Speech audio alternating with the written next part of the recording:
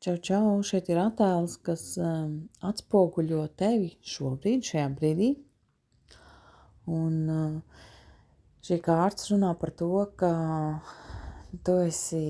gatava doties, tu esi tā kā iekāpus laivā un salikusi līdzi zobenus. Zobeni simbolizē gaisa stihiju, zobeni simbolizē komunikācijas prasmes, arī zināšanas, arī pārliecības, arī bailes. Un pārliecības mums un bailes un zināšanas, kas patiesībā iespējams nemaz nav zināšanas, bet vienkārši ir kaut kādas muļķības, ko mēs esam pieņēmuši no sabiedrības, no vecākiem, no visiem apkārt, ja, kas vispār nav stāsts par mums, bet kas ir stāsts par viņiem, bet ko mēs esam pieņēmuši par patiesību. Tātad zem tā slēpjās par to, kā ir jādzīvo pareizi,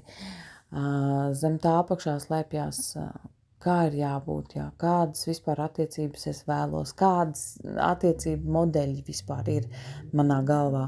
Un tā kā tev šobrīd ir arī aktuāla tā attiecība tēma, tad arī bailes apakšā tur slēpjās šajos zobenos, ja, kas ir tā kā līdzpaņemti. Un īstenībā, ja tu vēlies izvilkt tieši no savas zemapziņas, jo es jau varu runāt par kārtīm, ja, es varu tev stāstīt, par ko ir tā kārts, un tad tu pati to informāciju sadzirdēsi, bet ja tu gribi dziļāk ieskatīties tieši savos iekšējos procesos, tad tu skatoties uz šo konkrēto attēlu, var pastāstīt vienkārši, iepauzē un uz lapiņas paņem sarakstīt lietas. Tātad,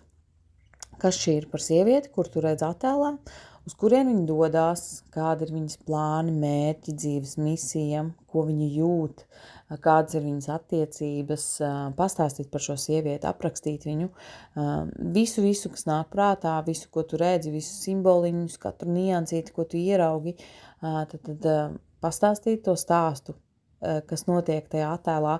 un tā informācija, kas nāks ārā no tevis, tā būs tā, kas nāk no tavas zemapziņas. Un patiesībā mēs no zemapziņas izvelkam ārā ļoti daudz uz kaut ko, ja mēs zinām, kā to izdarīt, un zemapziņa ir tā, kas diktē mūsu dzīvi, kas diktē to, kādas mums būs attiecības dzīvē, kas diktē to, kā mēs naudu pelnīsim, kas īstenībā daudz lietas nosaka tieši zemapziņa. Un ja tur ir kaut kādi faili tādi saglabāti, ja, kas ir tā kā negatīvi, kur ir, piemēram, bailes, ja, daudz, tad tas viss ietekmē mūsu realitāti. Es šeit vakar